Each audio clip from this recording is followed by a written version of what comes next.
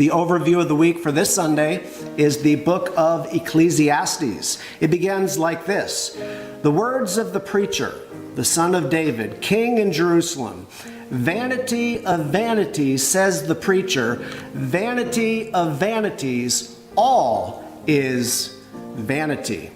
Ecclesiastes was written by Solomon, the third king of Israel, and he's writing about life under the sun. That's a phrase that gets repeated. Life under the sun. He says in chapter 1, verse 14, I have seen all the works that are done under the sun, and indeed all is vanity in grasping for the wind.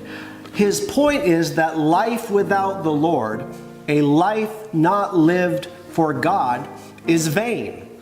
It's empty. It's meaningless. You're born, you live for a while, you die, you're forgotten.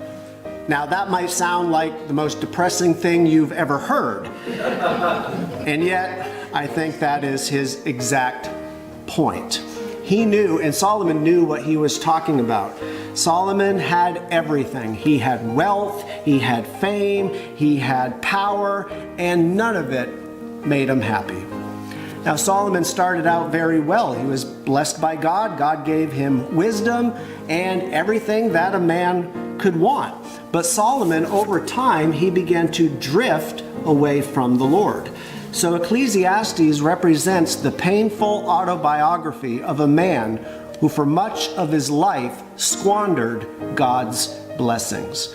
For so long, he lived for his own personal pleasure rather than for God's glory. And he's writing these things as a way to warn future generations to not make that same mistake.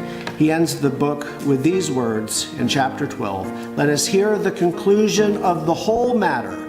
Fear God and keep his commandments, for this is man's all. For God will bring every work into judgment, including every secret thing, whether good or evil.